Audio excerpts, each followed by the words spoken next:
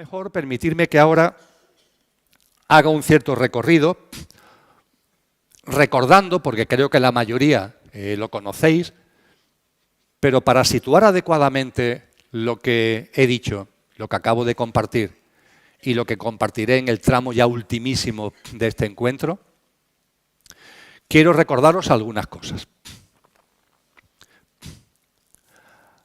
Nuestras almas llevan mucho camino recorrido. Y esta humanidad tiene mucho camino recorrido. A lo largo del camino que llevamos recorrido, grandes hombres y grandes mujeres nos han dado ya una sabiduría espectacular que está a nuestra disposición. Esa sabiduría, en lo que ahora aquí nos interesa, tiene una peculiaridad que se basa en el patrón septenario. Patrón septenario.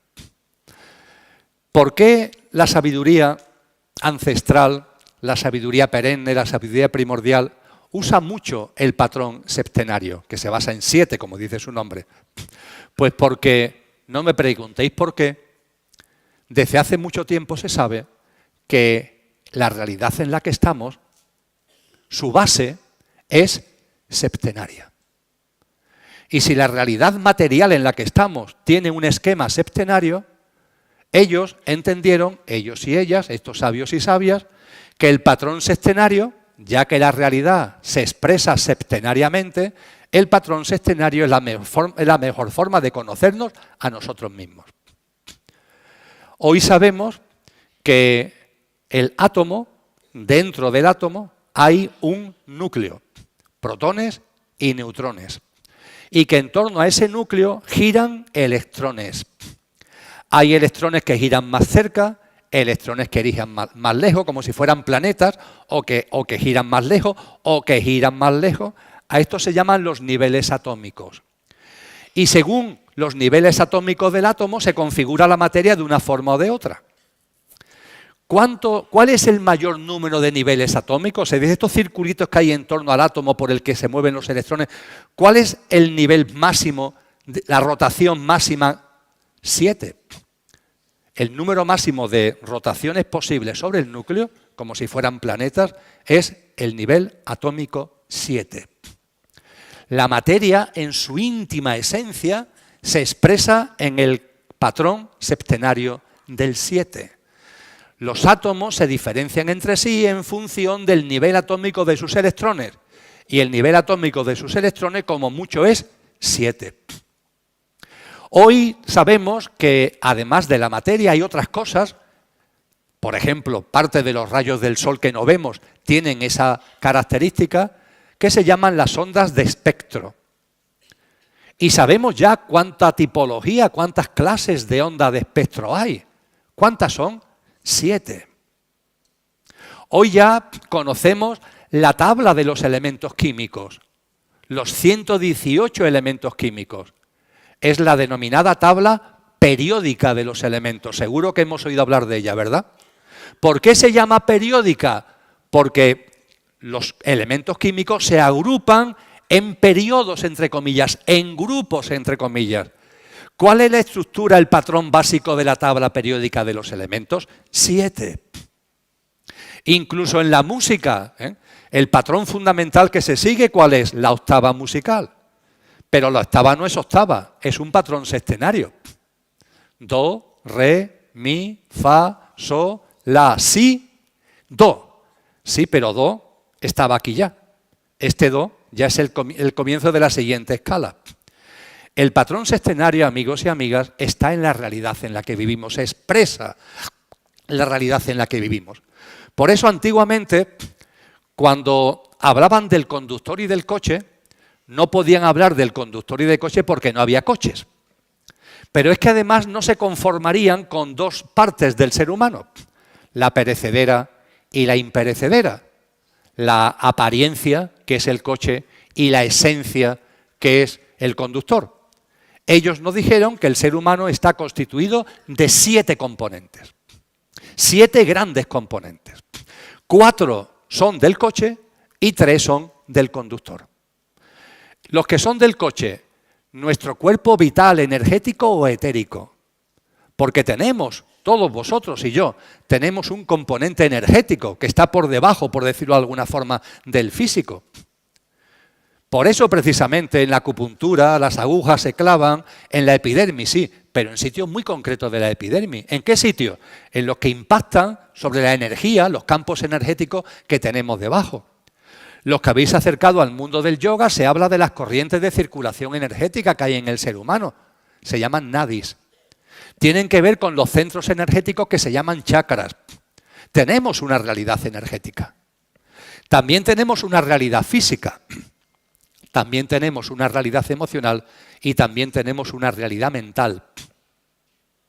Y además se nos enseña que en nuestro ámbito mental, en vuestro plano mental y en el mío, esto lo hemos hablado aquí ya en distintas ocasiones, hay dos niveles. El plano mental del ser humano tiene dos niveles, el nivel inferior y el nivel superior.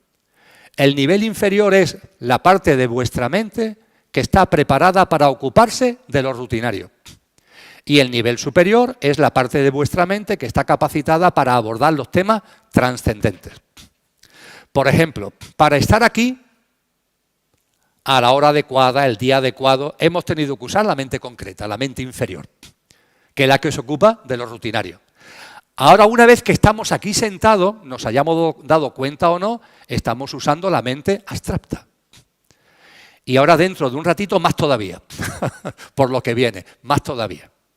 Salimos del modo mente concreta o inferior y pasamos, casi sin darnos cuenta, al modo mente superior o abstracta, que es la capacitada para abordar, para reflexionar, para hacer disquisiciones, etcétera, etcétera, sobre lo trascendente. Y este es el coche, con sus 4 componentes. Se le llama, en esa tradición, el cuaternario inferior. Nuestro cuerpo etérico, nuestro cuerpo físico, nuestro ámbito emocional y nuestro ámbito mental. Y el ámbito mental con 2 niveles, la mente concreta y la mente abstracta. Ahí está. Esto está dicho hace ya mucho tiempo. La ciencia del yoga, por ejemplo, tiene su base en esto. Cuando en la ciencia del yoga hacéis asanas, los que lo hagáis, van dirigidos al cuerpo físico. Si hacéis pranayama, respiración, va dirigido al cuerpo etérico. Si practicáis yama niyama, estáis dirigiendo al mundo emocional. Si hacéis práctica de meditación en sentido amplio, estáis dirigiendo la práctica al mundo mental. Esto está inventado hace mucho tiempo. Es una sabiduría ancestral. Y junto a los componentes 4 del coche, hay 3 componentes del conductor. Hemos dicho el alma y el espíritu, ¿verdad? Y el alma es el vehículo del espíritu. El alma y en el centro, como nos dice San Juan de la Cruz, el espíritu. El alma es como un vehículo que utiliza el espíritu para poder encarnar. Hay tanta realidad, hay tanta divergencia vibracional entre el espíritu de naturaleza divina y la realidad material que para que el conductor pueda encarnar, para que el espíritu pueda encarnar en el coche, necesita como una banda frecuencial de acople. Eso es, ese vehículo es el alma. Es como cuando el ser humano se mete en las profundidades del mar para conocerla, para experimentarla, pero claro, yo como me meto a 1000 metros de profundidad, a 3000 metros de profundidad, utilizo un batiscafo, una sonda que me permita meterme dentro. Vamos a utilizar el término batiscafo, que creo que lo conocemos todo bien. El alma es como el batiscafo que utiliza el espíritu para poder adentrarse, para poder encarnar en las profundidades de la materia. Y se nos habla de que son 3, ¿por qué? Porque nos enseñan que las almas de cada ser humano tiene también una íntima conexión entre ellos. No vamos a entrar ahora en detalles, pero se nos habla de que está el espíritu, el alma individualizada de cada uno, pero una especie también de alma una o de alma universal, que es como una conexión que enraiza y engarza todas las almas. Y se nos habla, por tanto, de una dimensión álmico-espiritual, el alma diferenciada, el alma una y el espíritu, en cuanto a nuestro trinario superior o verdadero yo. Esta es la forma que desde hace mucho tiempo es la más detallada que tenemos a nuestro alcance. Pablo de Tarso, en sus cartas, nos dice: el ser humano es cuerpo, alma y espíritu. Está muy bien, pero no entra en muchos detalles. Fijaros que aquí el cuerpo, que es el coche, se hablan de 4 cosas. Y en el trinario superior incluso se nos advierte que las almas tienen algún tipo de engarce, con lo que se habla también de una especie de alma universal. Si nos vamos a la filosofía griega, los grandes sabios griegos nos dicen lo mismo, nos decían que el ser humano es cuerpo, psique y neuma, lo mismo que nos enseña la tradición cristiana. Si nos vamos a la Advaita o nos vamos a la Cábala, se habla de 4, de 5 o de 6 componentes. Pero las tradiciones más potentes, más antiguas, nos hablan de 7, la constitución sextenaria del ser humano. Que es estupendo, porque yo me miro a mí mismo y yo sé que en mi coche no es todo uno, sino que tengo distintas partes de mí. Sé que tengo un mundo mental que es distinto del mundo físico. Sé que tengo un mundo físico que es distinto del mundo emocional. Esto es importantísimo. Hay gente que lo olvida. Hay gente que se cree que el coche es todo uno. No, el coche tiene sus partes. Hombre, están interrelacionadas, pero cada cosa es cada cosa. De hecho, como tú tengas un sofocón emocional, por las circunstancias de la vida, eso no se puede sanar, eso no se puede armonizar yendo al gimnasio. En el gimnasio puedes hacer cosas con lo físico, lo emocional, por mucho que hagas pesas. Si hay un dolor por el fallecimiento de un ser querido, por mucho que hagas pesas, tu mundo emocional no se va a sintonizar haciendo pesas, pongamos por caso. Y esta información es maravillosa tenerla. Pero lo estoy sacando a colación porque la constitución sextenaria del ser humano también ha hecho que estas tradiciones nos digan cómo evoluciona la humanidad. La humanidad evoluciona también siguiendo un patrón sextenario. Esto es importante para saber dónde estamos ahora y qué es el surgimiento de la nueva humanidad. La humanidad también evoluciona conforme un patrón sextenario. Y fijaros qué maravilla, nos dice que en el cosmos, que puede haber muchas humanidades o pocas, no lo sé, pero no tenemos por qué ser los únicos. Las humanidades, el contenido de las humanidades, la evolución de las humanidades, no ya de la nuestra, sino de la humanidad como tal, de las humanidades como tal, sigue un patrón sextenario. Nos dice que cuando la humanidad surge, también aquí, lo primero es una humanidad donde el conductor encarna en un coche que solo tiene el componente etérico, solo tiene el componente energético. Lo físico, lo emocional y lo mental, mente concreta y mente abstracta, está latente, pero no patente. Diréis que hubo una fase de la humanidad en la que las dimensiones álmicas espirituales, posiblemente la vuestra y la mía, encarnamos y el contexto, el ser humano en el que encarnamos no tiene mundo físico, ni emocional, ni mental, sino que es puramente energético o etérico. Efectivamente. Eso las tradiciones lo llaman la humanidad polar. La humanidad polar. Fue el primer estadio evolutivo. Tiene sentido, porque como lo energético o etérico es como el sostén de todo, tiene sentido que la primera humanidad, aunque lo físico, lo emocional y lo mental, mente concreta y mente abstracta, estuviera ahí latente, pero no se hubiera hecho patente.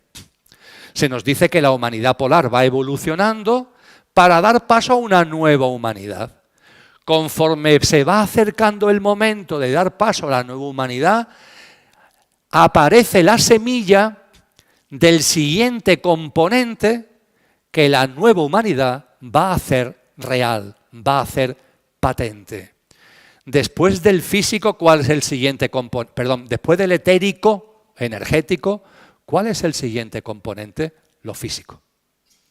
Y efectivamente la humanidad polar configura nuestro cuerpo etérico, pone la semilla de lo físico, que estaba latente pero no patente, y es la siguiente humanidad, llamada la hiperbórea, la que hace real el cuerpo físico.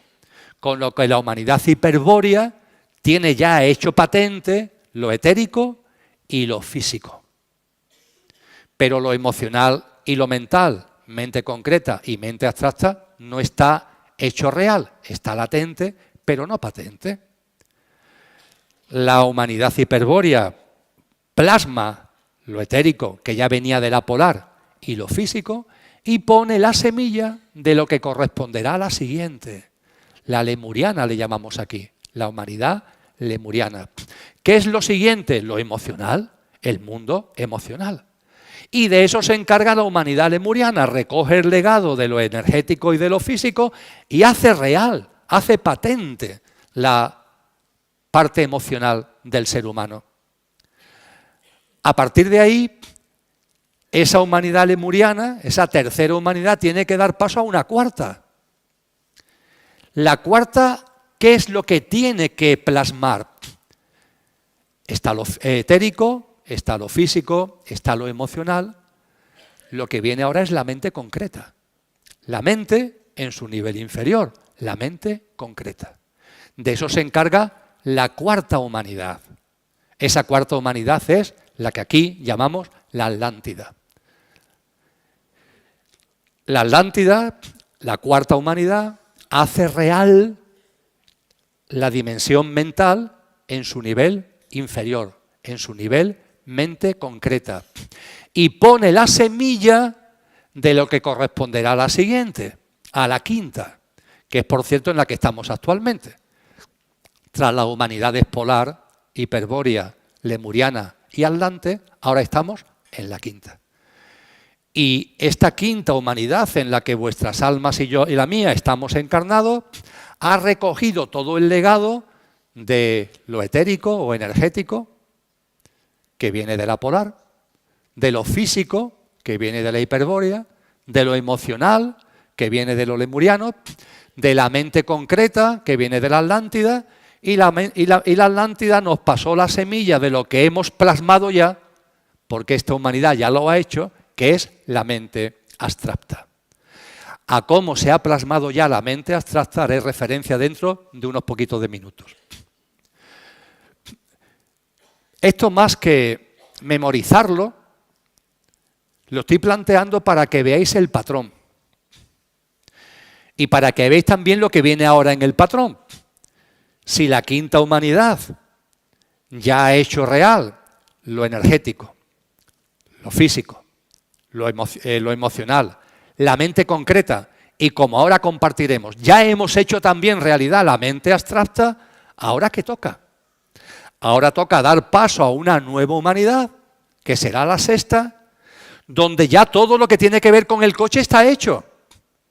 Todo lo que tiene que ver con el coche está hecho.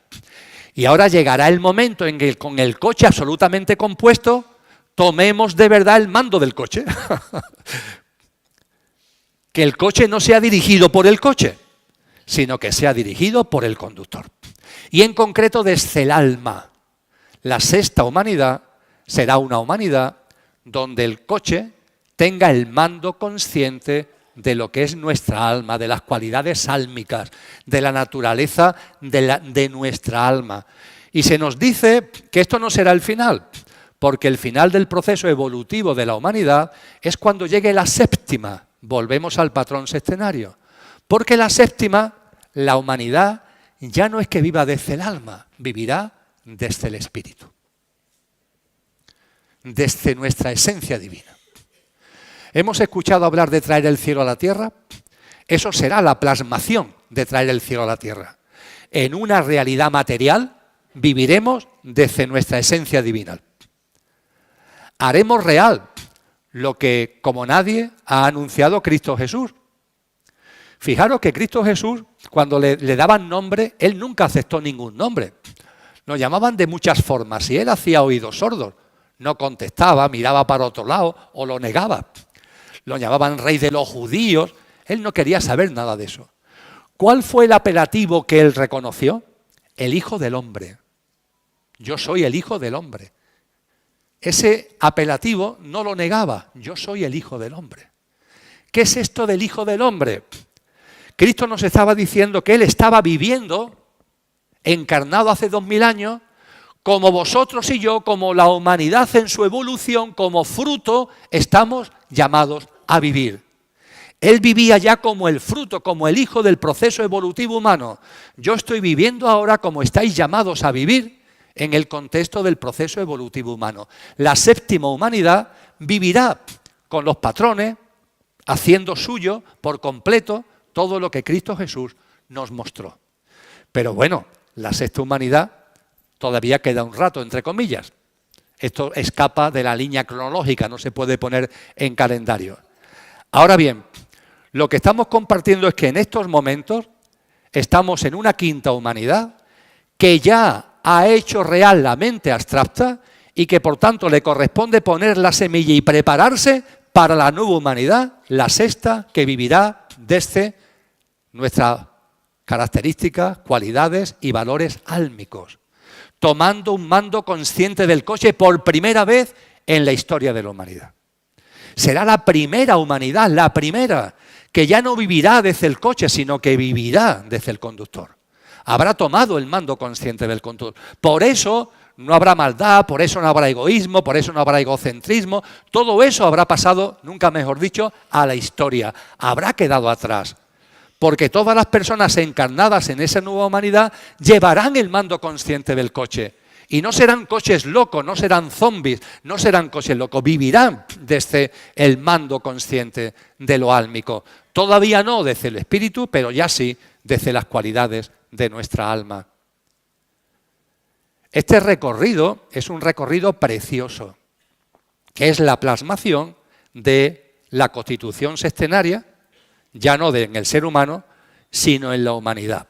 Por cierto, os recuerdo, porque alguno veo que lo estáis pensando, que he dicho los nombres de Polar, Hiperbórea, Lemuria, Atlante, y no he dicho el nombre de esta humanidad. Sé que algunos diréis, ¿y esta cómo se llama? Vamos a olvidarnos del nombre de esta humanidad, ¿vale? ¿Por qué? Porque los textos de hace miles de años la llaman Aria. Pero ese término de Aria, en el siglo XX fue sacado de contexto, manipulado, así que la llamamos quinta humanidad y asunto solucionado, ¿vale? Y este proceso es un proceso limpio. Es decir, una humanidad no está llamada a sufrir. Es un proceso limpio, absolutamente limpio, puro. Vamos pasando de fase en fase, células que se van renovando, vamos creciendo. Cada humanidad con sus características, pero en un proceso evolutivo. Y no hay dolor, no hay sufrimiento. Y podemos decir, entonces, ¿aquí qué pasa? Porque aquí sí hay mucho dolor y hay mucho sufrimiento. ¿Qué es lo que pasa aquí? Mirad, nos decían los sabios hace mucho tiempo que en este discurrir evolutivo, que es perfecto, puede ser que haya humanidades en el universo, no lo sé, pero puede ser que haya humanidades que llevan este proceso evolutivo o lo hayan hecho ya de una forma limpia, de una forma natural, repito, sin dolor, sin sufrimiento. Y entonces a nosotros, ¿qué nos pasa? Los sabios nos decían, hay un momento álgido en este proceso. Fijaros, un ser humano que tiene la dimensión conductor en un cuerpo etérico. Ese cuerpo etérico está en absoluto contacto con las energías. Lo sobrenatural y lo trascendente no se computa como idea, es que se vive. Cuando tú no tienes una barrera física, tú estás en contacto con las energías de la naturaleza, con las energías del mundo. Eres uno, eres tú, pero vives en sinergia, vives en conexión. La humanidad polar era espiritual sin que ni siquiera pensara en lo espiritual. Lo era de manera absolutamente natural porque el coche tenía unas características energéticas, no tenía otra cosa, lo demás no existía todavía y no había como barreras. La siguiente humanidad es la humanidad hiperbórea. En la humanidad hiperbórea aparece lo físico. Pero ojo, es solamente lo físico.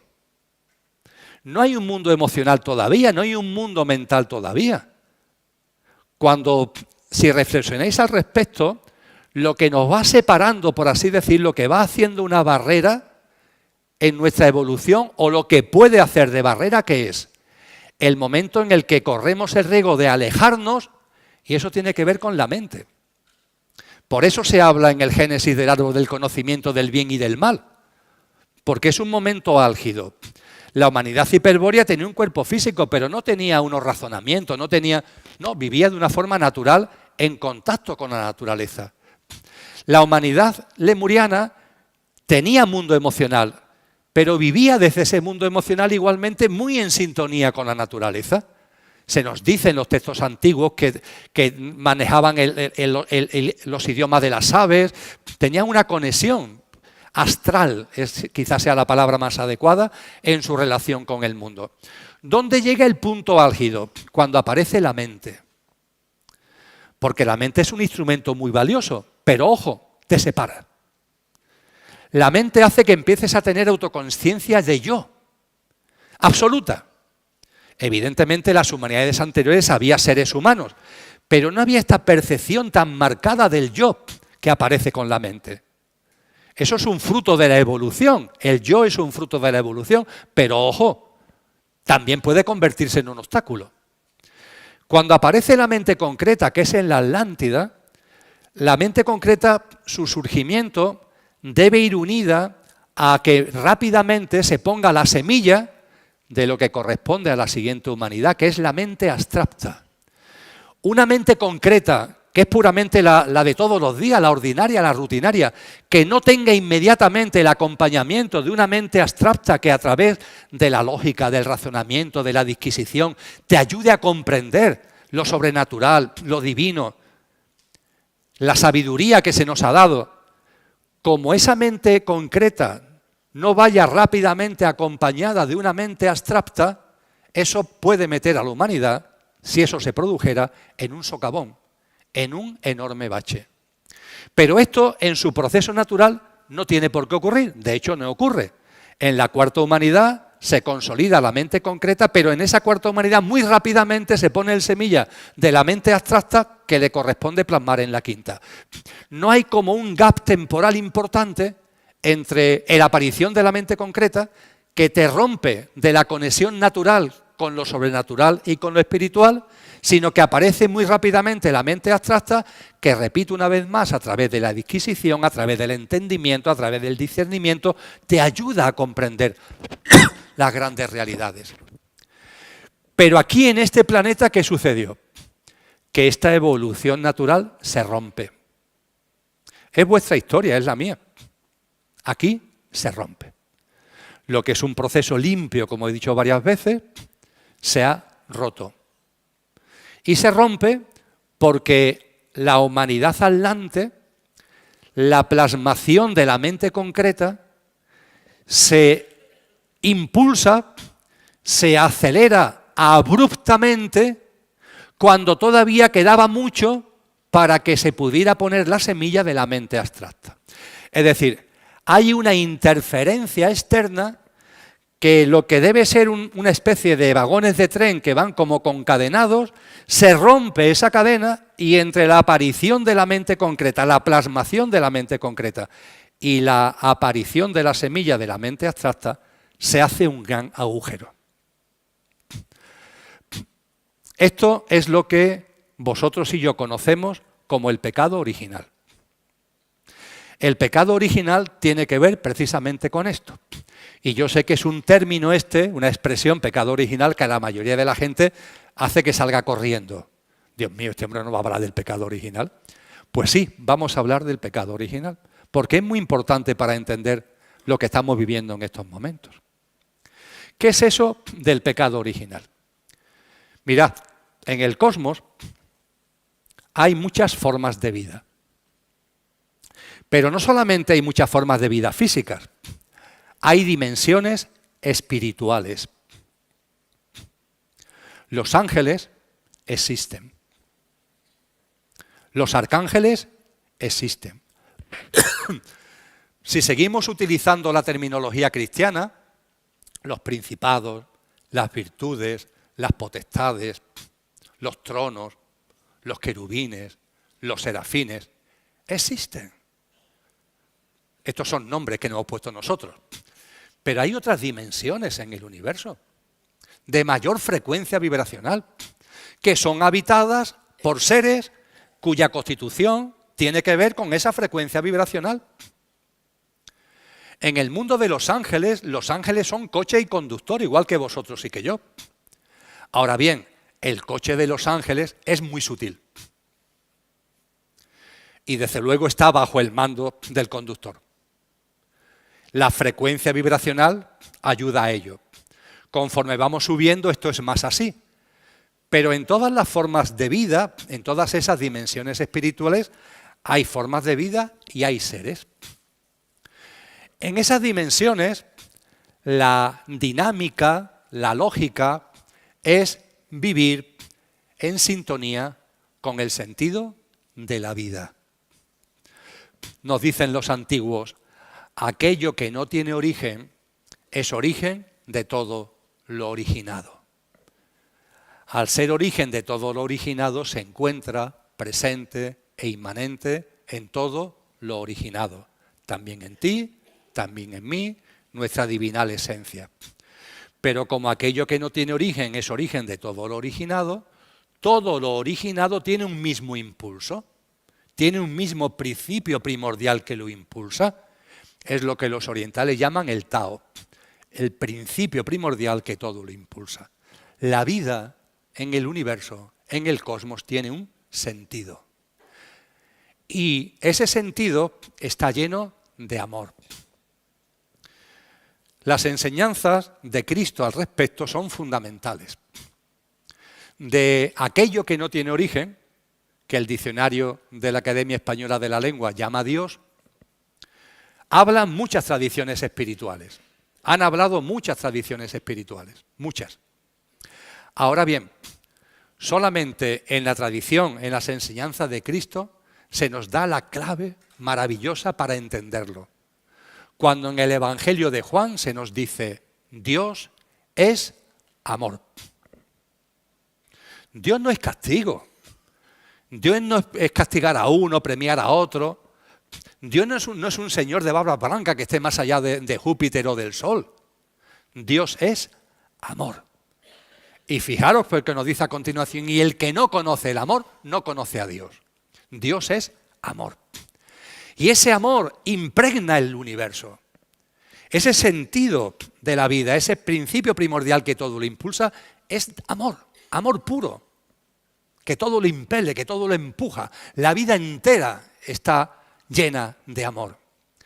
Pero ojo, por eso mismo, las formas de vida que hay en el cosmos, vosotros, pero también los seres espirituales, tienen libre albedrío, porque hay amor. Si no hubiera amor, esto sería dirección obligatoria. Oye, el sentido de la vida es este y tú tienes que vivir alineado con el sentido de la vida. Pero como hay amor, esto, que es precioso, tiene un cierto inconveniente.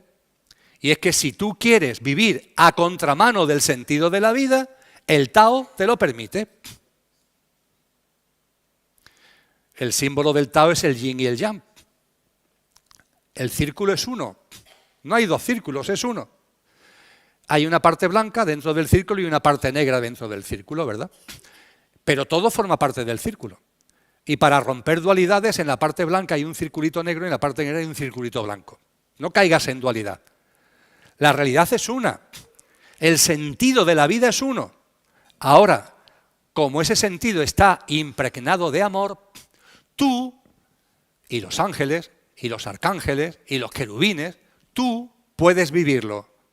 Tú puedes vivir alineado con el sentido de la vida o a contramano del sentido de la vida. Esto es precioso. Y vosotros y yo tenemos esa libertad para vivir alineados, en sintonía, en armonía con el sentido de la vida. Vivir alineados con el sentido de la vida es reverenciarla en todas sus manifestaciones. Es alabar a aquello que lo ha creado, que es Dios, el Padre.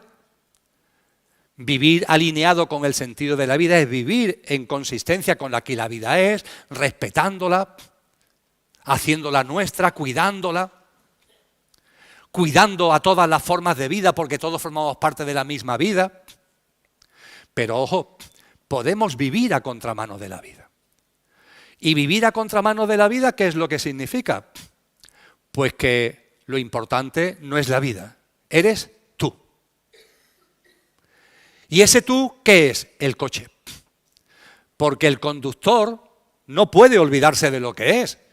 El conductor es álmico espiritual. El conductor tiene la divinal esencia. Es imposible que la divinal esencia sea parte del sentido de la vida. Cuando hay un apartamiento del sentido de la vida, significa que estás viviendo en modo coche.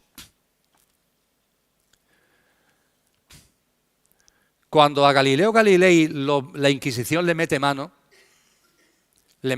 porque decía que la Tierra no es el centro del universo. Se desdijo y lo pusieron en libertad. Ah, perdón, me he equivocado. Claro que sí, la Tierra es el centro del universo y todo lo demás se mueve en torno a la Tierra. Él sabía que no, lo había dicho, la Tierra se mueve en torno al Sol, la Tierra se mueve en el espacio, la Tierra no está quieta y es el centro del universo. Hombre, pero como lo iban a matar en tortura, el hombre dijo, me he equivocado. Tenéis razón, señores inquisidores, me he equivocado. La Tierra no se mueve.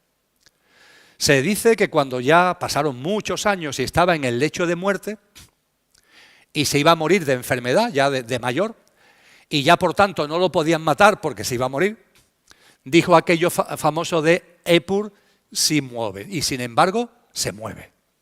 Claro que se mueve, ¿no? ¿Cómo no se va a mover la Tierra? La Tierra no es el centro del universo. Estoy diciendo esto y veo en vosotros y en vosotras muchas sonrisas. La Tierra es el centro del universo. Qué locura, ¿verdad? Bueno, pues hoy nadie, que yo sepa, nadie sostiene que la Tierra sea el centro del universo. Ahora, personas que piensan que ellas sí son el centro del universo, así. Así. La Tierra no, pero yo sí, ¿eh? Yo sí. Yo sí. Yo y los míos sí, ¿eh? Sí, nos reímos, pero esto es una gran verdad. Esta es una forma metafórica de decir muy bien lo que es vivir a contramano de la vida. Tú no estás al servicio de la vida, sino al servicio de una entelequia que has creado ahí, en tu obsesión por ti mismo, por tu parte perecedera para colmo, que llamas tu yo, que es tu coche. Esto en inglés tiene una expresión preciosa. Me, myself and I. Yo y yo. Y ya os digo, en el colmo de generosidad, yo y los míos. Eso es vivir a contramano del sentido de la vida. Y a contramano del sentido de la vida no solamente se puede vivir en una dimensión como esta, sino en cualquier punto del universo. Y diréis, ¿cómo es posible que los seres espirituales se puedan poner a contramano de la vida? ¿Cómo es eso posible? ¿Es posible que un ángel, es posible que seres celestiales, entre comillas, se pongan en su libre albedrío en contra del sentido de la vida? Pues las tradiciones espirituales, todas nos dicen que sí. Todas nos dicen que hay seres espirituales, son espirituales porque su cuerpo su forma es espiritual, que se han puesto a contramano de la vida. ¿Y cómo un ser espiritual se puede poner a contramano de la vida si no tiene una densidad física, emocional? Por la última frontera de la espiritualidad, que aquí, en distinta escala, podemos percibir.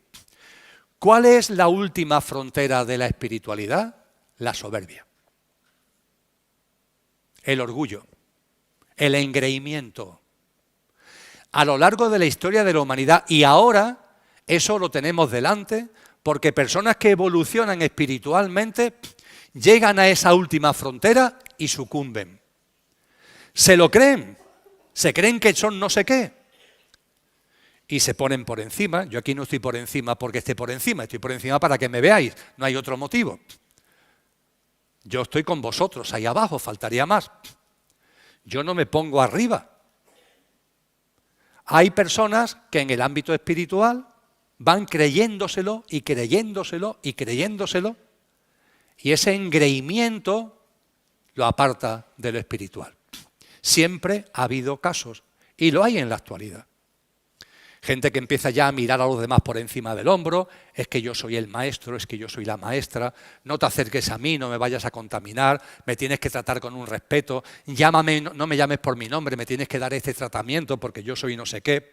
Ojo con esto, porque en nuestra pequeña escala es la manifestación de que la espiritualidad, vamos avanzando en ella y hay una última barrera, una última frontera que es la soberbia. Y en esas dimensiones espirituales, la mayor soberbia a la que un ser espiritual puede aspirar es creerse Dios. Hay un sabio sufi, al que hago mucha referencia, que nos dice: Dios es yo. Y yo soy Dios cuando ceso de ser yo. Este último yo es el coche. Dios es yo. Aquí está encarnada la divinal esencia. Y yo, para vivir con la divinidad que soy, ¿qué es lo que tengo que hacer? Cesar de vivir desde el coche. El coche tiene que estar bajo el mando consciente del conductor. Dios es yo y yo soy Dios cuando ceso de identificarme con mi pequeño yo, con mi mundo egoico, dejo de creer que soy el centro, etcétera, etcétera, y entonces se produce la conjunción perfecta. La vuelta al hogar, por decirlo de alguna manera, a la que todos estamos llamados como el hijo pródigo de la parábola de Jesús. Pero ojo, el engreimiento sumo, es decir, Dios es yo y yo soy Dios. No sin cesar de ser yo, sino siendo yo, hombre. Yo soy Dios.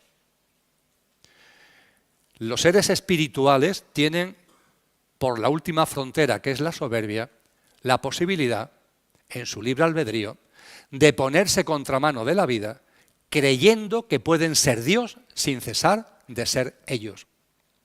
Y esto es lo que nos enseñan las tradiciones que ocurre, que ha ocurrido. Nos hablan de un querubín, es uno de los grados más altos. Un querubín que es como el que encabeza ese engreimiento. Ese querubín es el que le llamamos actualmente Satanás, en la tradición occidental, en la tradición cristiana.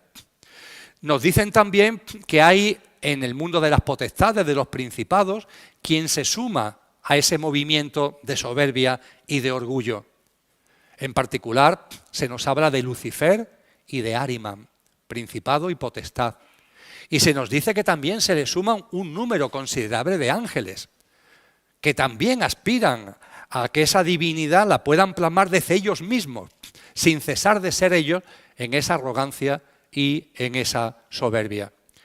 Estoy siendo muy sintético, pero estoy transmitiendo que en los mundos espirituales, también en libre albedrío, se puede vivir a contramano del sentido de la vida, y eso tiene que ver con la soberbia y la arrogancia y pretender vivir desde uno mismo, desde la propia divinidad, como si fuéramos Dios. Cuando los seres espirituales se ponen a contramano de la vida, ¿qué le pasa? No dejan de ser seres espirituales. Cuando un ser humano mata a otra persona, asesina vilmente a otra persona, no deja de ser físicamente un ser humano. Si no, la policía lo tendría muy fácil, ¿no? Si los asesinos se transformaran, le salieran, yo qué sé, cosas por la cabeza, 4 brazos, yo qué sé, se descuajeringaran, pues entonces sería muy fácil identificar a los asesinos. Pero no, una persona puede ser un asesino en serie y vas por la calle y eres uno más.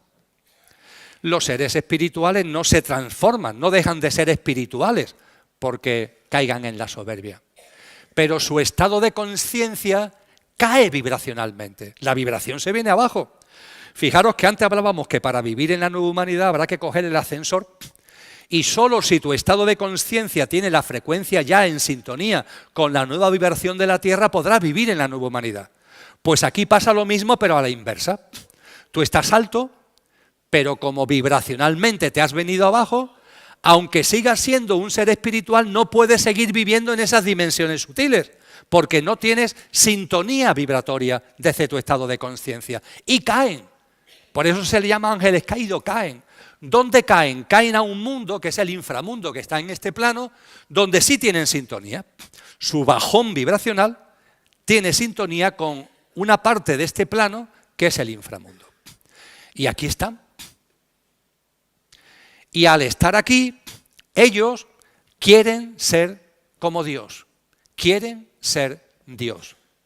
Y para ser Dios necesitan quienes le reverencien, quienes les adoren, quienes vivan bajo sus dictados, con su visión de las cosas, con sus pautas y sus patrones de vida, con sus hábitos y comportamientos. los que ellos quieren para que de esa forma los estemos reverenciando y los estemos adorando. Y esos seres caídos, esos seres espirituales caídos con Satanás a la cabeza, son los que al inicio de la Atlántida, interfieren en un proceso que es limpio, donde no ha lugar a dolor ni sufrimiento ninguno, pero ellos interfieren porque quieren ser como Dios, están aquí y ven en nosotros ese rebaño que quiere que lo adoremos, que lo reverenciemos y que vivamos bajo sus dictados y bajo sus pautas de vida. Adán y Eva, amigos y amigas, no son un hombre y una mujer. Lo adámico es una fase de la Atlántida. La humanidad adámica es la primera generación atlante. No era el momento todavía de que la mente concreta se hiciera realidad. Tendría que esperar un poco todavía en el proceso evolutivo atlante. Y cuando se hiciera realidad la mente concreta, debería estar ya muy cerca el momento de la aparición de la semilla de la mente abstracta. ¿Qué es lo que hacen los seres espirituales involutivos? Meten la mente concreta en el ser humano muy pronto, abruptamente.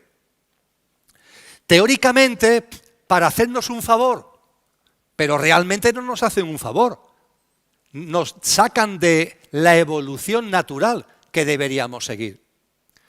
Si os vais al Génesis y repasáis lo que Satanás, la serpiente, le dice a Eva, es que lo dice con toda claridad. Le habla del árbol del conocimiento, que es la mente concreta, la dualista, la que divide lo bueno, lo malo. La humanidad todavía no está preparado para eso, no puede hacer lo suyo. Y sobre todo no puede acercarse a esto cuando aún le queda mucho para que la mente abstracta, aunque sea en semilla, empiece a aparecer.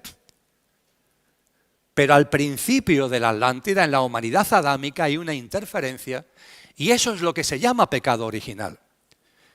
Y el ser humano, de una forma masiva, esa humanidad adámica de una forma masiva, se cree esas mentiras.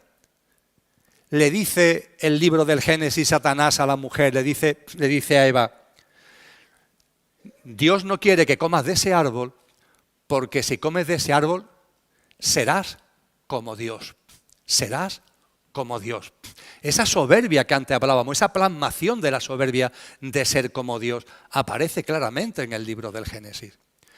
El pecado original es una interferencia involutiva que se lleva a cabo en la primera generación adámica, que la humanidad hace suya mayoritariamente, no en su totalidad, pero sí en una gran parte, de ahí el mito de Caín, de Abel, pero sí en una gran parte, y cuando aparece la mente concreta, pero la mente abstracta todavía le quedan millones de años, ¿qué es lo que sucede?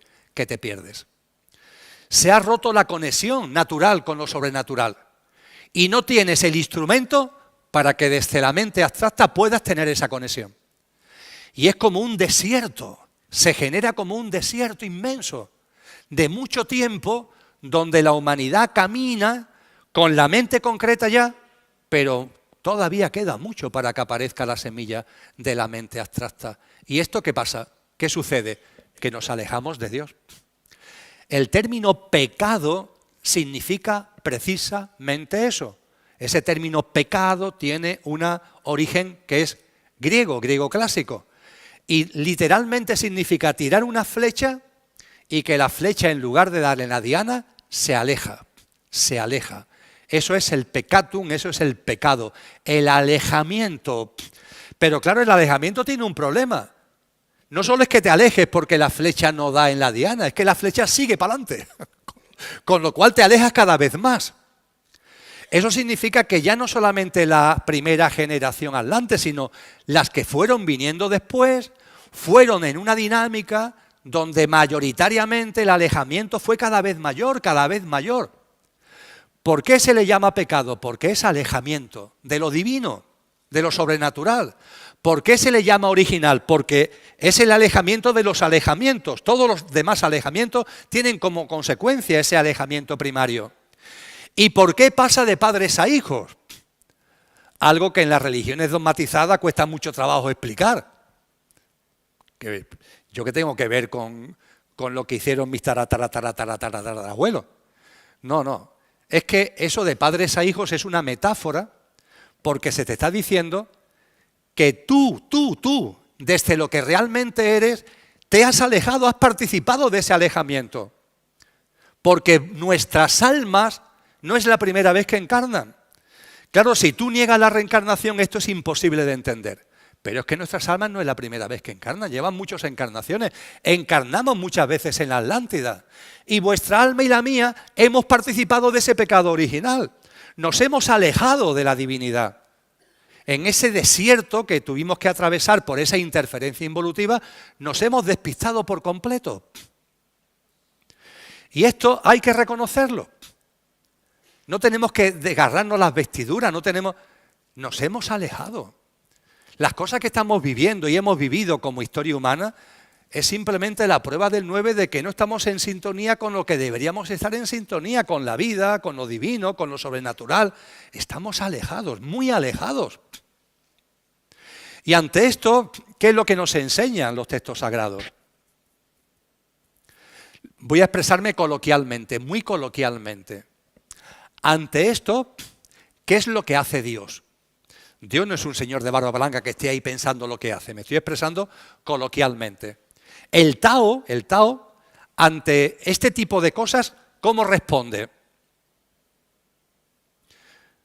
Diría que desde un punto de vista de los atributos que le damos a la divinidad, se dice que la divinidad es justa. La justicia. La justicia en el mundo del cosmos es la relación causa-efecto. Eso es la justicia. Lo que también se llama karma. Eso es la justicia. Tú eres responsable de tus actos. Ya está. Y tus actos tienen consecuencias. Ya está. Si son actos de alta vibración, las consecuencias serán de alta vibración. Si son actos de baja vibración, las consecuencias serán de baja vibración. Esto es la justicia. Cada uno es responsable de su vida al 100%. Y cada cosa que tú haces tiene consecuencias. Depende de la frecuencia vibracional de lo que hagas, así será la consecuencia, de mayor o menor frecuencia vibracional. Eso es el principio divino de la justicia que se materializa en el cosmos a través de ese principio hermético que es el principio de causa y efecto. Con lo que desde el principio de causa y efecto, sigo expresándome coloquialmente, muchacho, muchacha, tú te has alejado, paga las consecuencias, ya está. Las consecuencias que tú has creado, tú mismo, venga, para adelante. Esa sería la aplicación de la justicia. Pero claro, también se nos dice que Dios es misericordioso. Es un atributo que se le ha dado la misericordia. Y si es misericordioso, si la divinidad tiene como uno de sus atributos la misericordia, tiene que haber un perdón. Pero claro, si aplico la misericordia, me estoy saliendo de la justicia. Pero si aplico la justicia tal cual, no estoy siendo misericordioso. Esto es una disyuntiva muy fuerte. La única respuesta a esta disyuntiva, y a nuestra pequeña escala no lo podemos aplicar, porque a veces tú, yo en mi vida, nos podemos encontrar ante esta disyuntiva. Situaciones, personas, donde la justicia sería esto, pero la misericordia sería esto, y ambas cosas parece que son antagónicas, con lo cual me quedo ahí como sin saber muy bien qué hacer. La respuesta es el amor. La respuesta es el amor. La única forma de conjugar justicia y misericordia y justicia es amor. Y el amor, para esta sociedad en la que estamos, es incompatible porque está muy alejada de la divinidad. El amor es de lo que vamos a hablar ahora para entrar ya en la última parte de este encuentro.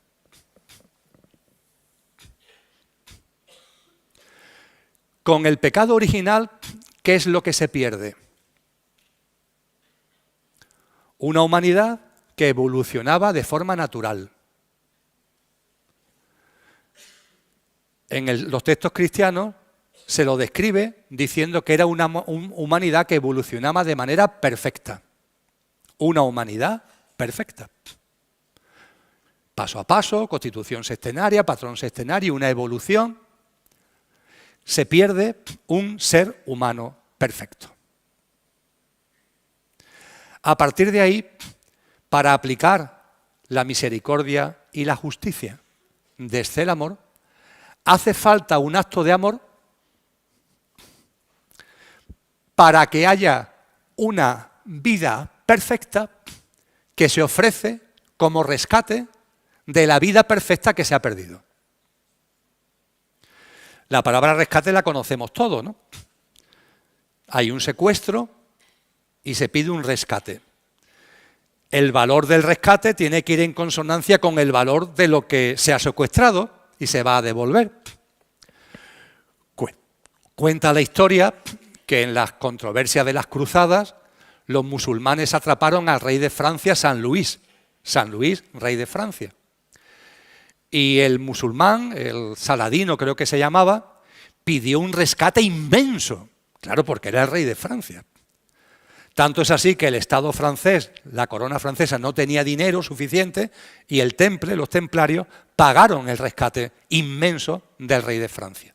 ¿Por qué era inmenso el rescate? Porque lo que había que rescatar tenía mucho valor. Lo entendemos, ¿verdad?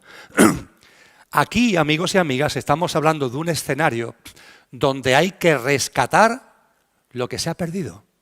Y lo que se ha perdido es una vida perfecta. Lo que se pierde con el pecado original es una vida perfecta. Y para ello se tiene que dar como rescate una vida perfecta. Esa es la conjunción de la misericordia y de la justicia en clave de amor. ¿Y de dónde diantre sale aquí que nos hemos alejado de una vida perfecta? ¿Dónde hay alguien que pueda ofrecer su vida siendo claro y evidente que es una vida perfecta y que se ofrece por amor claramente, sin necesidad ninguna per se, sino puramente por amor? ¿De dónde se saca eso? Se nos dice en todas las tradiciones que aquello que no tiene origen origina todo lo originado a través de su vibración. En astrofísica se le llama la fluctuación del vacío que da origen a la inflación cósmica, que es el preámbulo del Big Bang. En las tradiciones orientales se habla de la emanación, de la vibración, que desde lo divino es una fuerza creadora que es lo que permite que aquello que no tiene origen origine todo lo originado. En la tradición cristiana se le llama verbo. Y se dice en el Evangelio de Juan: al principio fue el verbo. Y el verbo era Dios y el verbo estaba con Dios. Es su propia vibración, es la vibración de aquello que no tiene origen. También lo podemos llamar la vibración pura y primigenia. El nombre es lo de menos. Es la propia vibración de aquello que no tiene origen y que origina todo lo originado a través de esa vibración. Esto no se puede entender, lo que voy a decir ahora, si no nos vamos a las tradiciones más antiguas. Por ejemplo, en el hinduismo. El hinduismo nos dice que todas las fuerzas cósmicas tienen dos posibles dimensiones: Nirguna y Saguna. Saguna y Nirguna. ¿Qué significa eso de Saguna y de Nirguna? Las fuerzas cósmicas son impersonales, Nirguna. No tienen ningún tipo de plasmación, entre comillas, personal. No tienen ningún tipo de encarnación, son fuerzas. Y no digamos ya el verbo de donde todo sale, la fluctuación que todo lo origina. Eso es una fuerza impersonal. En término hinduista, nirguna. Pero se nos dice en el hinduismo que todo lo que es nirguna puede tener una plasmación saguna. Es decir, que esas fuerzas tienen la capacidad de hacerse reales, de plasmarse personalmente. Esto es lo que se nos dice en el Evangelio de Juan, si seguís un poquito más adelante, porque se nos dice al principio, como decía hace un momento, al principio fue el verbo. Y el Verbo era Dios. Y el Verbo estaba en Dios. Pero si seguimos leyendo un poquito, ¿qué nos dice? Y el Verbo se hizo carne y habitó entre nosotros. El principio es nirguna. El Verbo al principio fue el Verbo era Dios, el Verbo estaba con Dios. Eso es la dimensión nirguna del Verbo. Pero después se nos dice, y el Verbo se hizo carne y habitó entre nosotros. Esto significa, amigos y amigas, que aunque estemos muy alejados, deberíamos abrir nuestra mente abstracta para entender que por amor, el Verbo, la emanación pura y primigenia de la divinidad, fuerza inconmensurable que impulsa todo el cosmos, tiene la deferencia en clave de amor con nosotros de encarnar en este plano, de encarnar en la humanidad para ofrecer su vida perfecta como rescate por la vida perfecta que nosotros hemos perdido. Puedo decirlo de otra forma, de forma más amable. Nuestro alejamiento era irreversible.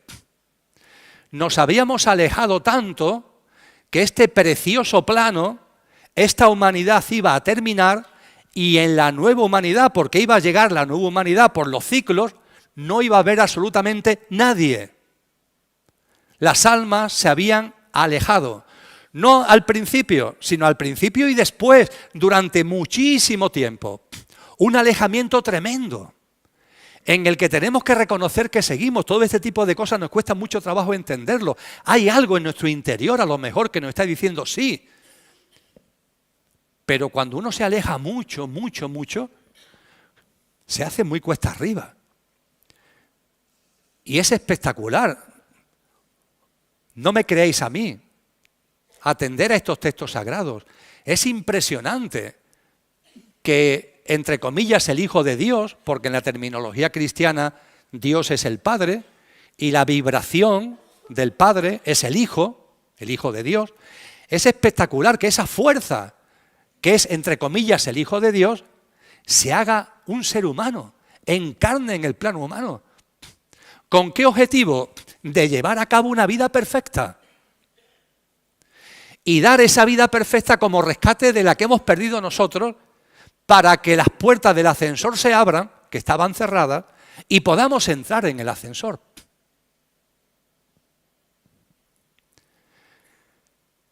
Y este rescate tenía un precio muy alto, ¿eh? Dar una vida perfecta.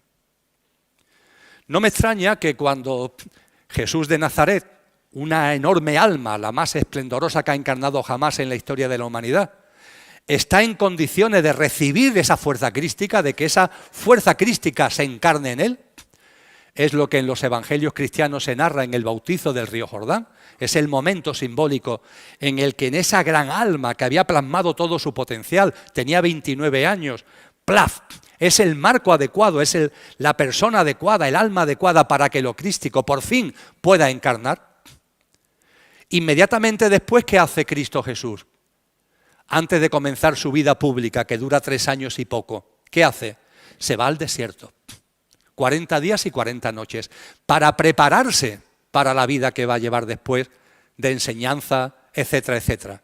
Y finalmente de pasión y de muerte física. Él lo sabía perfectamente desde el principio. Y se retira durante 40 días para prepararse para todo ello. Y nos narran 3 de los evangelios, no 1 sino 3, cómo estando en el desierto se le presenta a Satanás. En persona.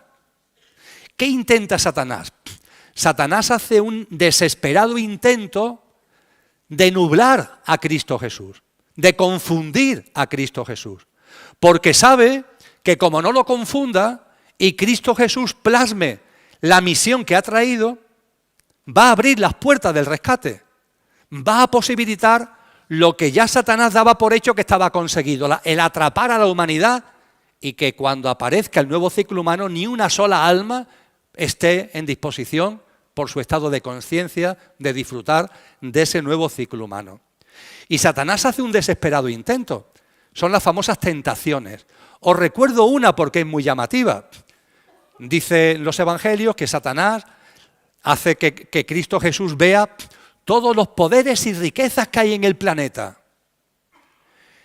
Y le dice Satanás a Cristo Jesús, todos estos poderes, todas estas riquezas serán tuyos si te postras ante mí.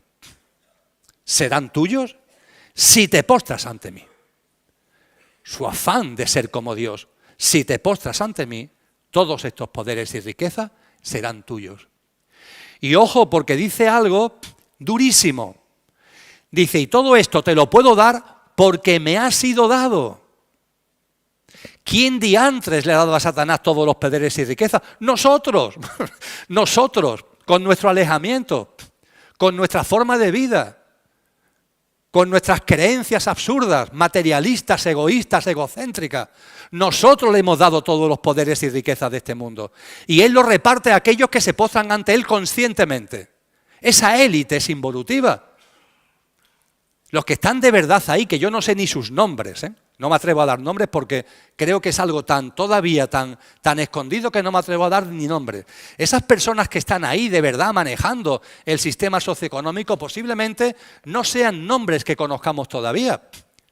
Y están postrados ante Satanás, reverenciándolo conscientemente, lo adoran, hacen prácticas satánicas. Algunas noticias que a veces salen de temas de sacrificio de niños, no sé qué, posiblemente tengan que ver con este tipo de prácticas satánicas. Los baños de sangre, todo lo que es lo más nauseabundo y de menor dimensión, de menor frecuencia vibracional. Estos que se han postrado ante Satanás. Y Satanás le puede ofrecer a Cristo lo que le ofrece porque se lo hemos dado, no lo olvidemos nunca, es que se lo hemos dado. Quizás sea el momento de quitárselo. Pero para eso tenemos que empoderarnos, como decía al principio. Para eso tenemos que poner en valor lo que somos. No llenarnos de miedo. ¡Ah, qué miedo! Miedo ninguno, tenemos la divinal esencia. Ya está bien de víctima, ya está bien de derrotismo. Vamos a poner en valor lo que realmente somos. Y Cristo Jesús, por supuesto, no cae en la confusión de Satanás. Y Cristo Jesús sigue su vida. Una vida que tenía que terminar de dos formas. Primero, siendo perfecta. Y segundo, demostrando sin ningún tipo de duda que era perfecta. ¿No os habéis preguntado alguna vez cuando en Semana Santa o algunos continuamente recordamos la pasión de Cristo? Lo retrata muy bien, pero moderadamente, porque fue todavía mucho más doloroso, la pasión de Cristo de la película de Mel Gibson, dirigida por Mel Gibson. Se acerca. No llega, porque las imágenes de lo que hicieron con Cristo, la forma que tuvieron de torturarlo, tener en cuenta que es una persona ejemplar. Es el amor mismo. No hace otra cosa que el bien en sus obras, en sus pensamientos, en sus enseñanzas. Y sin embargo, se le calumnia, se le injuria, se le castiga, se le detiene. Y se le quiere matar en tortura, crucificado. Y cuando el Sanedrín lleva a Pilatos a Jesús, Pilato se da cuenta y además la mujer tiene un sueño, nos dicen los evangelios, pero por favor, si esta persona es un santo, ¿cómo tú vas a permitir que lo crucifiquen? Y Pilato no quiere crucificarlo y aplica el derecho romano y lo castiga a un martirio tremendo de flagelación, de latigazos. Unos látigos con puntas de hierro que como mínimamente no se llega a la realidad en la película La Pasión de Cristo, cuando se le termina de dar los latigazos a Cristo Jesús, está en carne viva. La piel ha desaparecido, está en carne viva. La piel está hecha jirones. Y ya Pilato cree que con esto ya los judíos se van a quedar tranquilos. Y se lo enseña. Y los otros dicen que no, que hay que crucificarlo. Y Pilato se incumple el derecho romano porque ya ha juzgado a Cristo Jesús, ya lo ha castigado, no lo puede volver a juzgar. Y lo vuelve a juzgar bajo el apretón del Sanedrín judío por la insistencia y lo condena a ser crucificado. ¿Os imagináis lo que es hacer kilómetros con una cruz de madera cuando tu cuerpo está en carne viva? Amén, de todo el dolor que estás teniendo. ¿Os imagináis lo que es ser clavado en un madero? ¿Os imagináis cuando estás clavado al madero?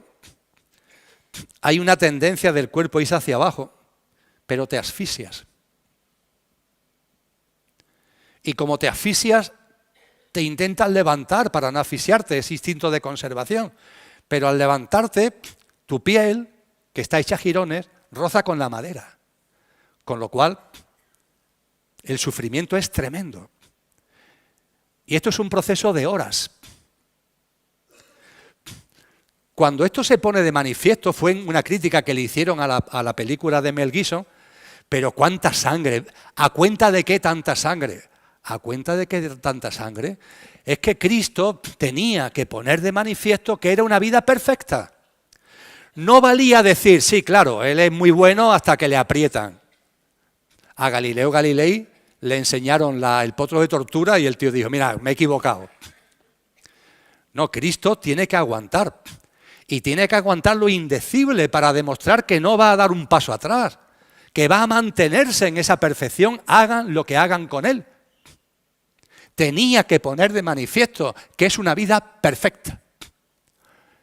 Y cuando por fin expira en la cruz, cuando por fin su cuerpo físico muere, todo está cumplido. Se ha entregado una vida perfecta por ti y por mí.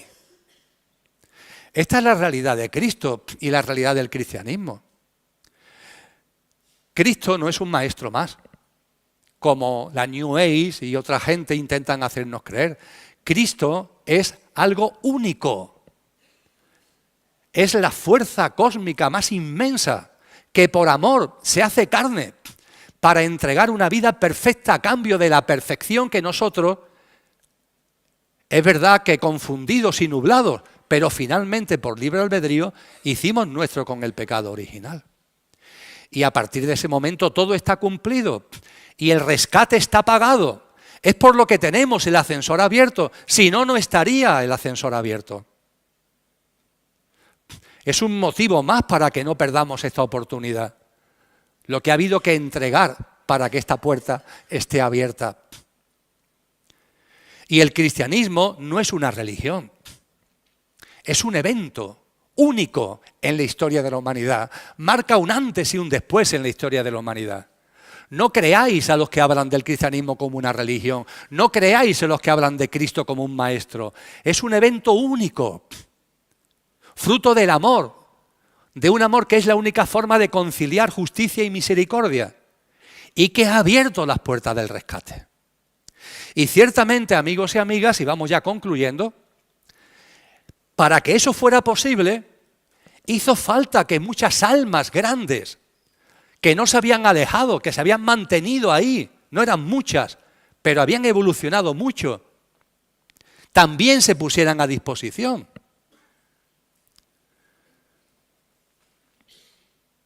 Ese alma maravillosa que era que encarnó en Buda Gautama. Esas almas maravillosas que encarnaron en Parménides, en Pitágoras, en Sócrates, en Laoset, en Zoroastro. Un conjunto de almas que entre el siglo VI y el siglo I-II antes de Cristo encarnan para preparar el terreno. Están preparando el terreno, están configurando las condiciones de conciencia. Gracias a ello la mente abstracta se abre en la humanidad. Es lo que en filosofía se llama la era axial, el momento en el que estos grandes personajes traen algo nuevo a la conciencia humana. La mente abstracta que se abre. Esas personas que nos enseñan a utilizar la disquisición, la reflexión, la lógica, el discernimiento para acercarnos a lo sobrenatural. Esto que estamos hablando aquí no sería posible si no fuera gracias a ellos. Y ellos desarrollan lo que podemos denominar estas grandes almas que preceden a Jesús, desarrollan el plan cósmico. Quedaros con esta denominación, el plan cósmico. Y cuando el plan cósmico está hecho, es el momento en el que lo crístico llega a este planeta, lo hace en la mayor alma que había encarnado jamás, fruto de un proceso evolutivo en este plano, que había llegado a una grandeza impresionante, el alma de Jesús de Nazaret, y ya con el terreno preparado, encarna en Jesús de Nazaret. Y Jesús se transforma en Cristo Jesús, de Jesús a Cristo. Y lo que hemos compartido acerca de la encarnación de Cristo, de la encarnación del Verbo, lo que son sus enseñanzas y lo que es el rescate, es el plan de salvación. Y el plan cósmico va de la mano del plan de salvación y es el preámbulo del plan de salvación. El ejemplo que pongo para que lo entendáis es un grado universitario. En mis tiempos se llamaba una licenciatura universitaria. Ahora ya le cambiaron el nombre y se llama grado. En mi época, cuando yo estudié economía, la licenciatura eran 5 años, ahora son 4. Da igual que sean 5 o 4 para el ejemplo que voy a poner. Mirad, yo durante muchos años, 31, he sido profesor universitario, dando clases de economía política, fundamentalmente en la Facultad de Derecho de la Universidad de Sevilla, en una asignatura que se daba en segundo, llamada Economía Política y Financiera. Y he impartido docencia durante 31 años. Me encantaba, siempre me ha gustado, hasta que ya llegó el momento de dejar esa vida a un lado. Y me gustaba especialmente darle clase de economía a los abogados. Esta sensación maravillosa que pintas la curva de demanda en la pizarra y se te desmayan. Como vienen de letras, entre comillas. ¿Cómo enseño economía sin curvas, Dios mío? ¿Cómo enseño economía sin funciones matemáticas? Pues sí, se puede enseñar economía sin curvas y sin funciones matemáticas. Es cuestión de ir adaptando las cosas. Ahí aprendí mucho acerca de comunicación y de cómo metodológicamente plantear cosas que pueden parecer muy difíciles, pero que se pueden plantear de una forma más fácil. Pues bien, cuando yo estaba en el departamento universitario, ese departamento de teoría económica y economía política tenía un director de departamento. Podríamos decir que era el gran catedrático, ¿no? Ya está, una persona que se había ganado ese puesto por su currículum, su experiencia, el director del departamento. Todos los años nos reuníamos para repartirnos las asignaturas. El departamento daba economía en ciencias económicas y empresariales, sección económica, sección empresariales, en graduado social, en arquitectura, en ciencias del trabajo, en la facultad de Derecho. Es decir, el mismo departamento daba asignaturas de economía en muchas facultades distintas. Y nos repartíamos las asignaturas por orden siempre de jerarquía. Yo, que ya tenía unos cuantos años, yo siempre me pedía Derecho. Además no tenía normalmente nadie que se enfadara.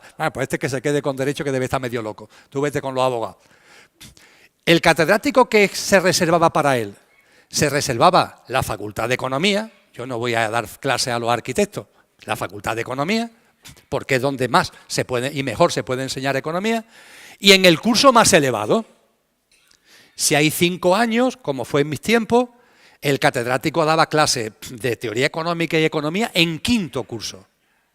Cuando comenzaban las clases, el catedrático repetía lo que los profesores habían enseñado en 1º, 2º, 3º o 4º. No, daba por hecho que si estás en 5º, todo esto ya lo sabes. Esto es muy importante para entender las enseñanzas de Cristo. Cristo, salvando las distancias, es como el catedrático number 1 que da clases en el último curso. Pero ojo, da por sabido lo que han enseñado los profesores anteriores.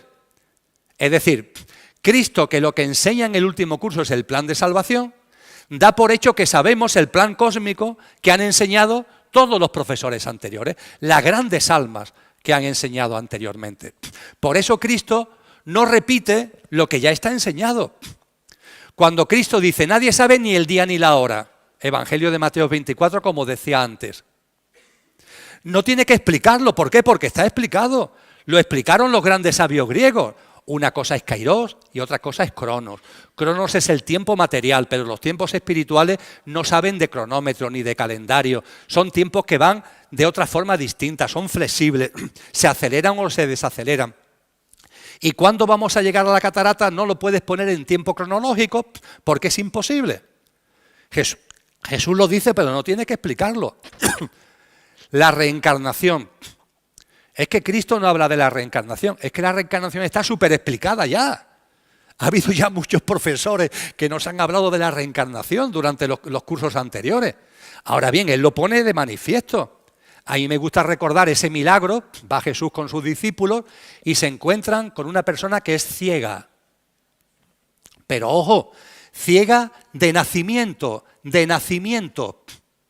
No por enfermedad, no por accidente, de nacimiento. Y los discípulos le preguntan, maestro, ¿esta persona por qué es ciega? ¿Es por su culpa? ¿Cómo que por su culpa? Si es de nacimiento, ¿de qué culpa estamos hablando? Está hablando de karma. Los discípulos le están diciendo, ¿esta persona es ciega por su karma? Es decir, ¿es ciega en esta vida porque está, entre comillas, plasmando por causa y efecto cosas de vidas anteriores? Que le preguntan por el karma de esa persona que es ciega de nacimiento. Pero la respuesta de Jesús es preciosa, porque le dice, no, no es por su karma, es por su dharma. Teoría pura de la reencarnación. Le dice, no, no, no es por su culpa. Él ha elegido nacer así para dar testimonio de la divinidad. Propósito de vida, dharma. Él ha elegido ese contexto de haber nacido así para que de esa forma no se distraiga, no se entretenga como suele pasar y a ver si con este formato, es capaz de sacar todo el jugo a lo que verdaderamente es. Es un diálogo impecable. Están hablando de karma, de dharma. Lo explican, es que no tienen que explicarlo, es que ya está explicado en los cursos anteriores. A los amigos y amigas, desde el mayor cariño, que estudian teología cristiana, no es posible, no hay una teología cristiana. Es un imposible. La teología cristiana tiene que incardinarse con el plan cósmico. Y por cierto, el plan cósmico no tiene posibilidad de entenderse si no es con su complemento del catedrático número 1 en el último curso, que es el plan de salvación. Si no, el plan cósmico se te queda cojo. Va todo de la mano. Es una preparación del terreno álmico, es algo maravilloso y todo para que las puertas del rescate estén abiertas para ti y para mí. Una vida perfecta, que tuvo que demostrar fehacientemente que por mucho que lo torturaran, por mucho que lo martirizaran, por mucho que le hicieran todo tipo de atrocidades, no iba a dar marcha atrás. Una vida perfecta. Porque se trataba de pagar el rescate por la vida perfecta que nosotros desde el pecado original y cada vez más hemos ido perdiendo. Pues bien, amigos y amigas, aquí estamos. Nadie sabe ni el día ni la hora, pero hay una fragancia de que el ascensor tiene las puertas abiertas y quizás no le quede mucho para subir. Y estamos todos invitados. Ahora bien, la invitación tenemos que ganárnoslas cada uno. Nada de lo que tiene que ver con este mundo está invitado. Nada. Por favor, tenedlo muy en cuenta, nada.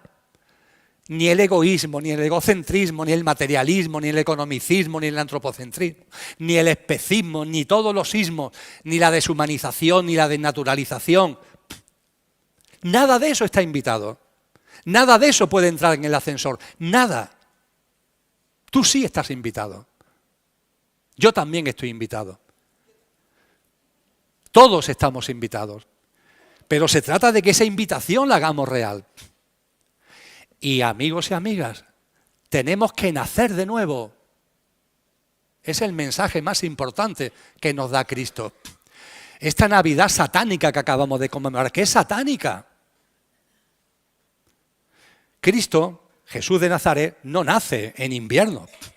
Los pastores no pueden estar a intemperie en aquella zona en invierno, no puede ser, porque las temperaturas son muy bajas.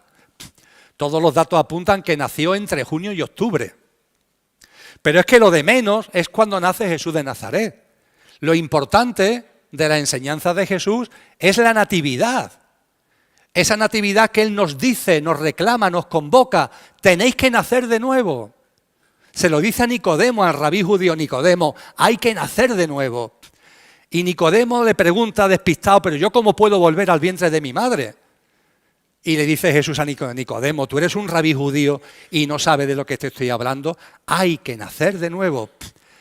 Tenemos que nacer de nuevo del agua y del Espíritu. Nacer de nuevo del agua y del Espíritu tiene una dimensión individual, la tuya y la mía. Ya está bien, hombre.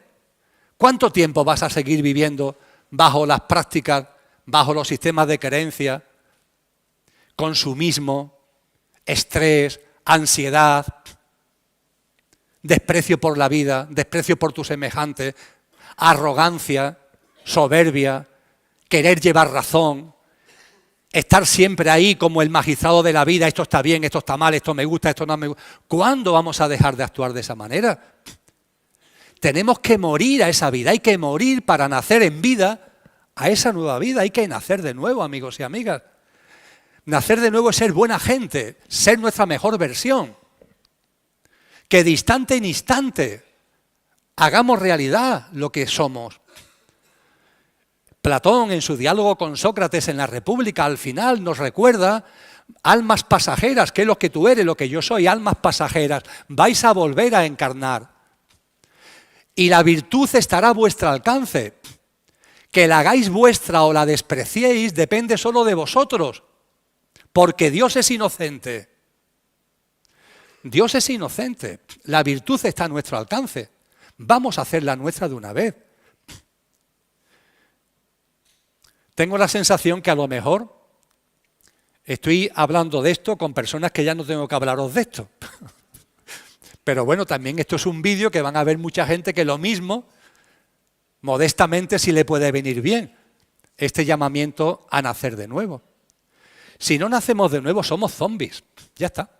Gente que se cree que vive, pero no vive, sobrevive.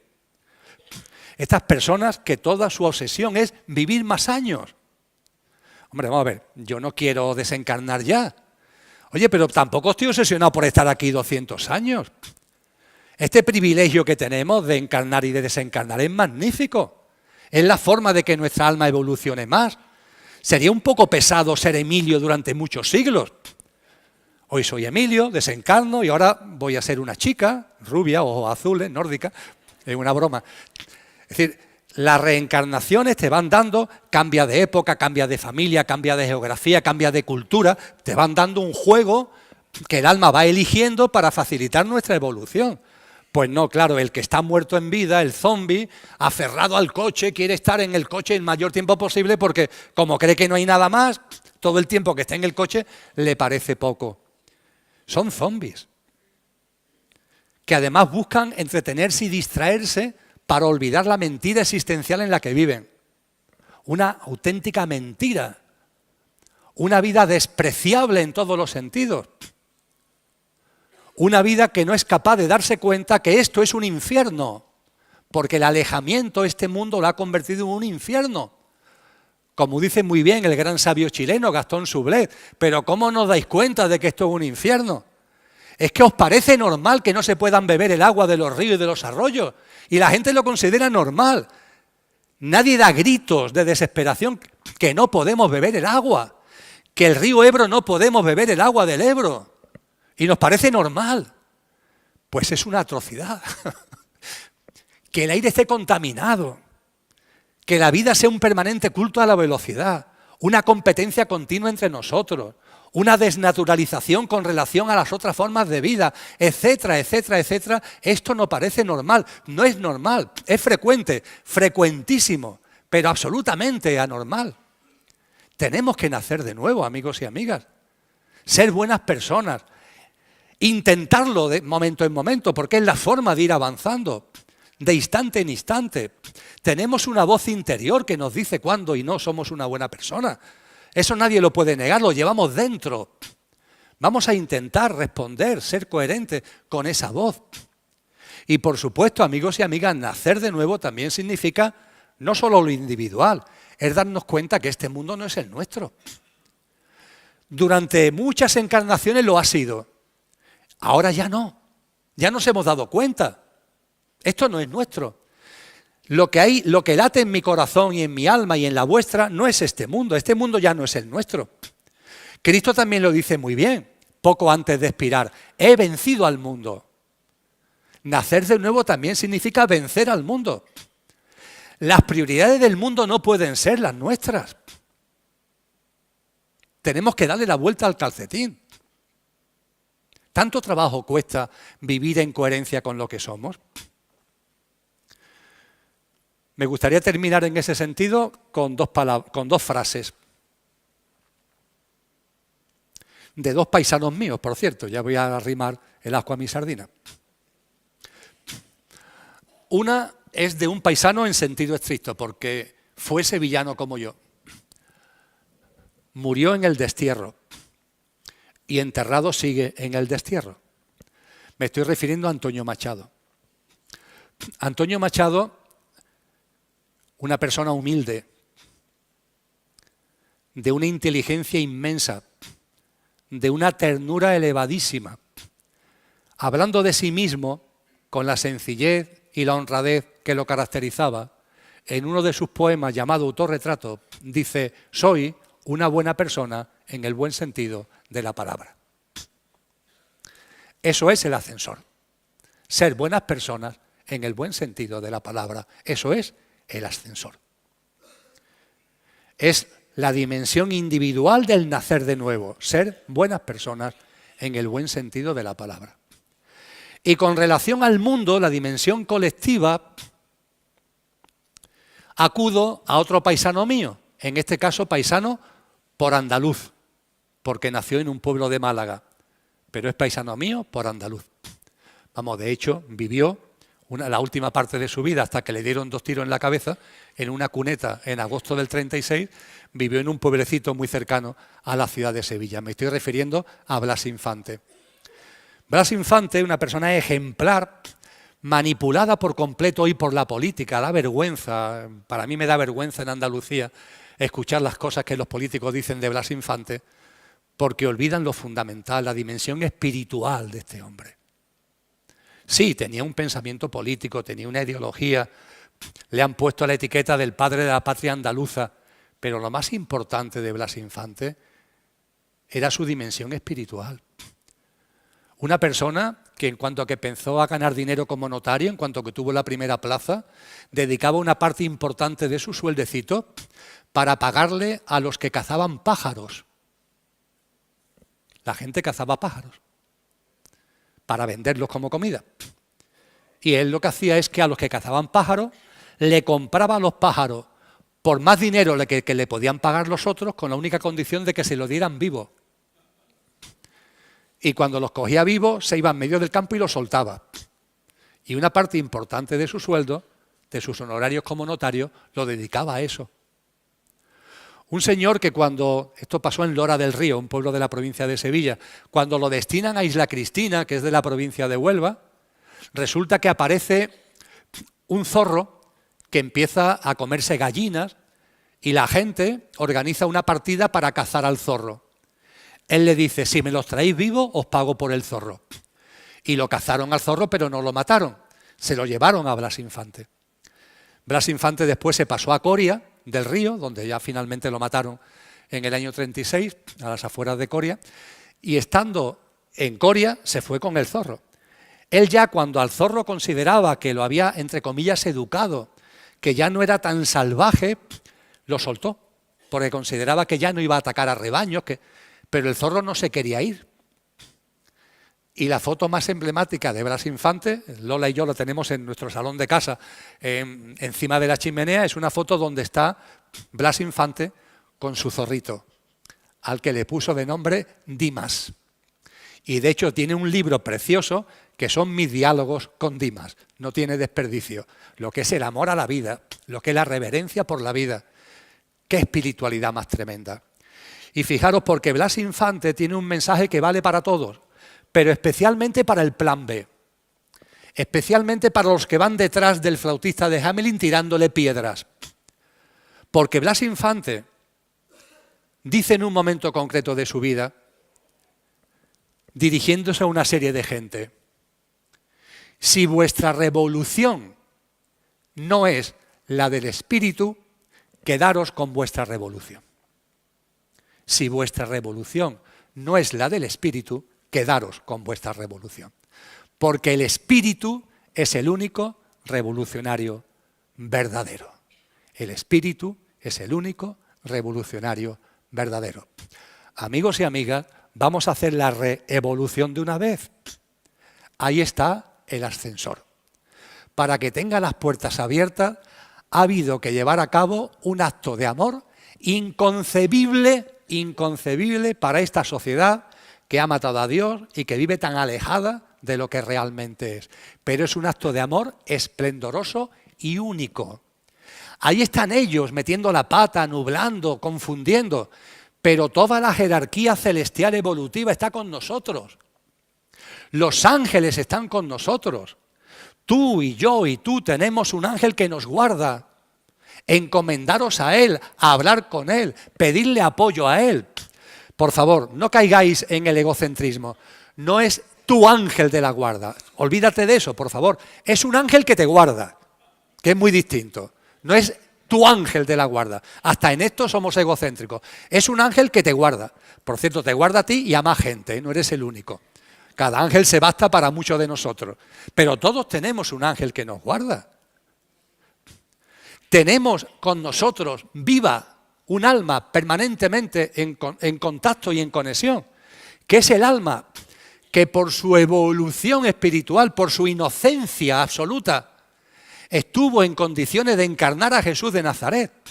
Me estoy refiriendo a María. Sin pecado concebida. ¿Qué es esto de pecado sin pecado concebida? Es un alma que no vivió el pecado original. Que María sea sin pecado concebido no significa que sus padres, Ana y Joaquín creo que se llamaban, no tuvieran relaciones sexuales. No, es que el alma, ella, era un alma sin pecado concebida porque no había encarnado. Es un grupito de almas, no fueron muchas, que encarnaron en la humanidad polar y no habían vuelto a encarnar. Y vuelve a encarnar con una pureza. Esa pureza que nos transmite si nos acercamos de verdad a la figura de María.